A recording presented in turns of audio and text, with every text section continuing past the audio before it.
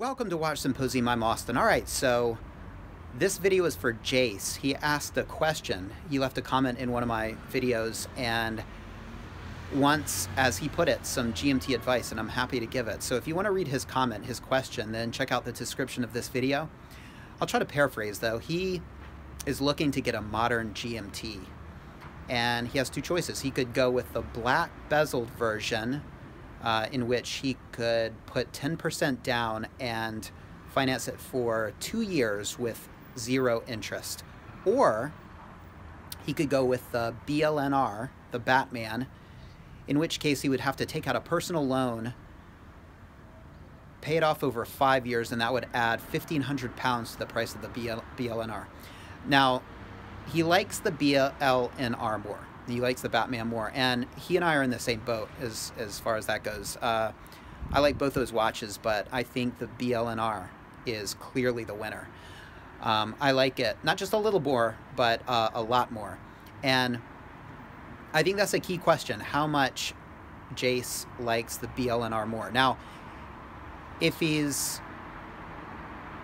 sort of undecided and he likes both and he doesn't like the BLNR more, he just likes a little more, then it might not be worth it to pay that extra money to get the BLNR if you're going to be just as happy with the black tiled version, or sorry, the black bezeled version. So really he has to ask himself, how much more does he like the BLNR? Does he like it 1,500 pounds more? And if the answer is yes, then clearly he has to go with the BLNR. Now, I'm not one to settle, and I don't advocate settling, and I think in the long run you're better looking at and focusing on what you want versus what you can pull off. Long after the price has been forgotten and long after the 1,500 has been paid off, you don't want to look down at your wrist and think, it's a nice watch, but... Okay, you're going to want to look down at your wrist and think, I got what I got, and I got what I wanted.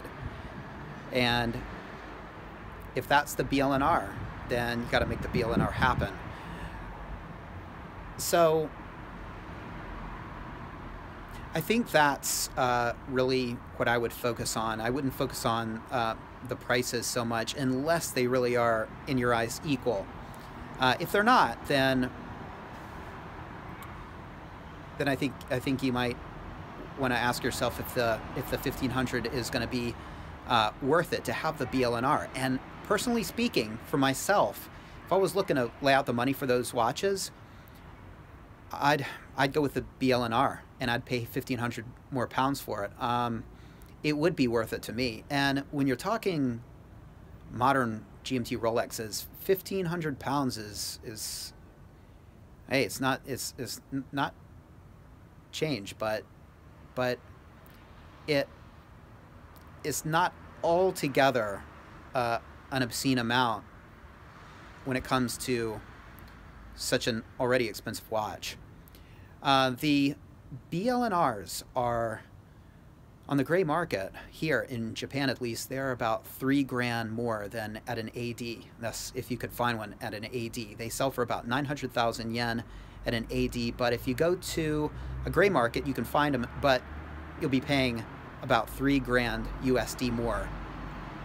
So it appears that those are the better investments. And so in that sense, you might want to go with the BLNR, because in the future, it might be so much more a valuable watch than the black bezeled version that 1,500 pounds may be nothing. I mean, if it's selling for 4,000 or 5,000 pounds more than the black bezeled version, then that would have been a good move to pay the extra now to have a watch in the future that's more valuable. But we're speculating. What I feel safe in saying is that the BLNR will never sell for less than the black bezeled version. I think the black bezeled version will always be the cheaper model, the less desirable model. But the question is, how high will the BLNR go? I mean, it's Well, I don't know if they're selling for $3 grand more or if they're just priced for $3 grand more, but at present, when it comes to the gray market dealers, they seem to think that it's a $3 grand premium on the BLNR. Now, in the future, could that go up? Could it go down? There are so many factors that we can only speculate, but it depends on what Rolex does and whether they continue producing the BLNR, whether they start producing more of them or less of them. There's a rumor floating around on the Rolex forum, and it's comes from credible sources apparently that ADs in the States have received letters that they're not going to be receiving the same amount of Rolex professional models that they have been, and it's already been slim pickings as far as the Rolex professional models, and those are the subs and the GMTs, the steel sports watches. So if that rumor is true, then they're going to become even more scarce. Now, these letters may just have gone to ADs in the States, and we don't know why. We don't know if Rolex is across the board going to just start limiting the production of these professional models across the board, or if they are sending these letters to ADs in the States so they can take those same models and ship them here to Japan, where they're really hot items. We're speculating on a rumor that we don't even know is true, by the way. Okay, but my only point is that there are a lot of factors that we can't account for that can affect in the future the price of the BLNR. I feel confident, like I said, in saying that it's going to be the more desirable model always, versus the black bezeled version, but it all depends on what happens at Baselworld and how long Rolex continues to produce the BLNR. If they change the color scheme, if they change the model, if they produce more or less. So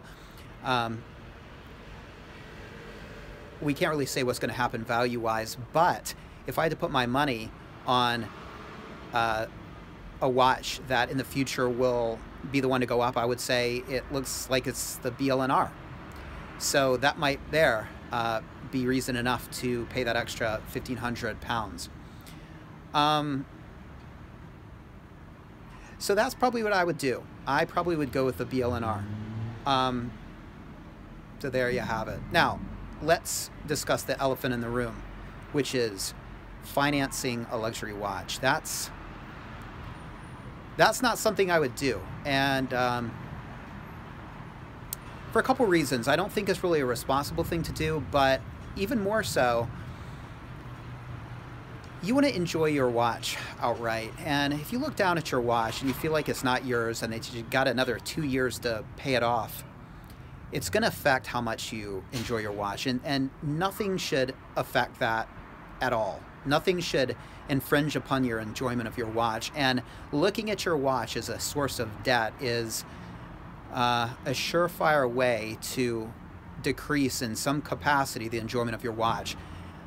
That alone is reason enough to where I wouldn't want to finance anything. If I were Jase, I would open another account at a bank, and it would be my watch fund, and I would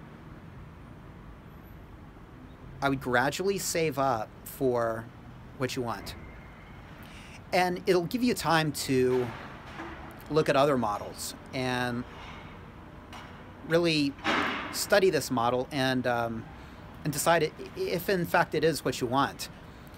Sometimes we look at watches and we think, oh, this watch right here is the end all and be all. It's going to be what makes me happy, and then a couple years down the road, you realize something else comes along, or you realize you might have should have gone in a different direction, and you don't want to realize that as you're paying off this debt. So I would start a watch fund, and I would use the time between now and you have enough money to lay it out for a watch that you want, to see what happens at Baselworld, and to look at other watches and ask yourself if the GMT is in fact what you want.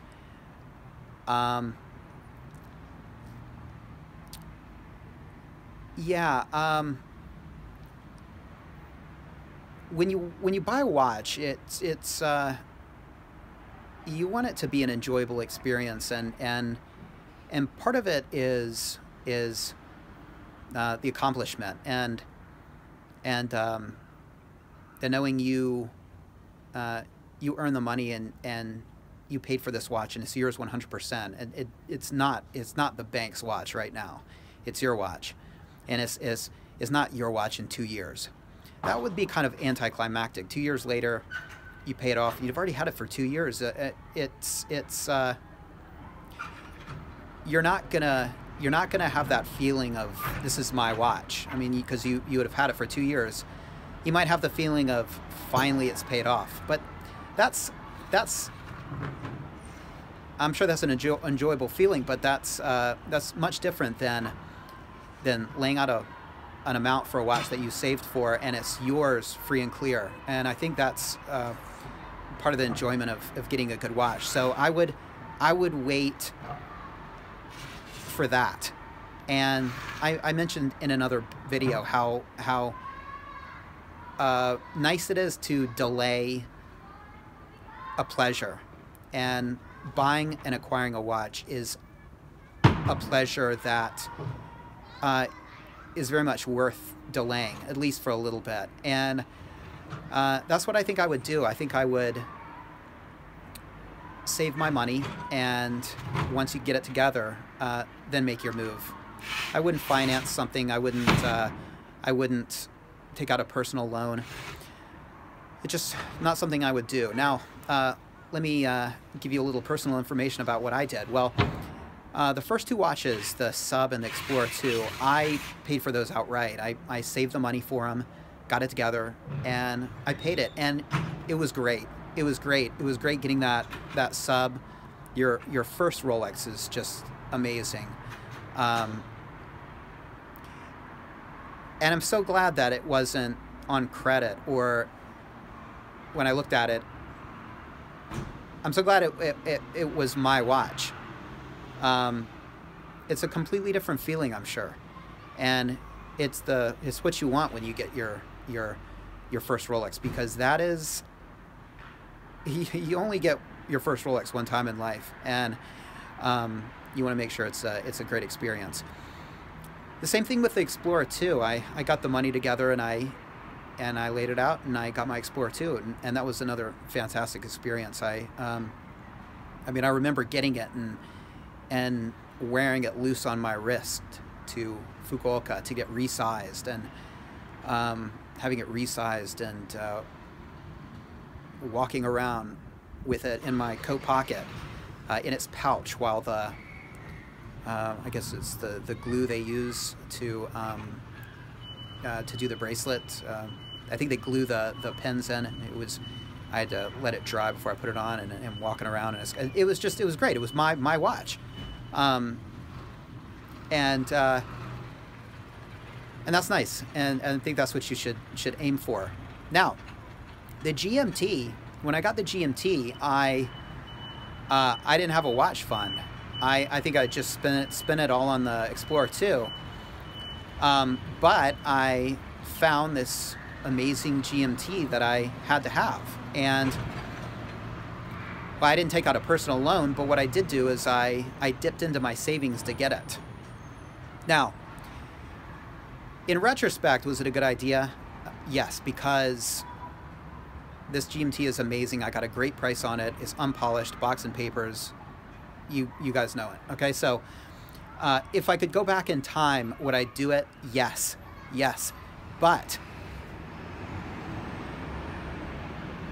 it affected my enjoyment of the GMT. It did. To know that I was kind of in the red, to know that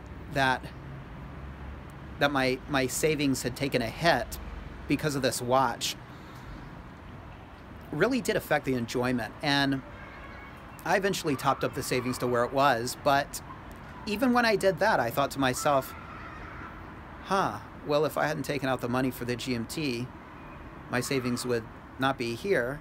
It would be way up there. So even after I paid off or when I say paid off, paid back the money into my account, it still, I don't want to say tainted the GMT, but it wasn't that free and clear feeling that I had with the first two watches. And I imagine if I had bought it on credit or taken out a personal loan, that I had to pay interest on, it would make me even, it would taint it even more. So I know you want to get that watch on your wrist, but I think you're better off waiting. And the only time I would say to not take my advice, not take my advice is when you're faced with a situation like I was, where you really, I needed to get on this GMT, or it was going to be gone. It was on Rakuten, and it wasn't like a modern GMT. They're all over the place, and they're more going to be in the ADs next week and next month and next year. They're around. But when I bought this GMT, the Pepsis weren't being produced anymore, and they were going up, and I felt like I didn't quite have the time to get together that fund. So that's what I did, and I don't regret it, but I just will tell you that it did affect my enjoyment of the GMT and the way I looked at it. And I didn't quite feel like I owned it free and clear until I got that savings topped up. And that took months. And I realized then that a watch fund is the way to go. So hopefully this helps you with your decision, and good luck with whatever you do. And thanks for the question. Take care. Thanks for watching. See you next time.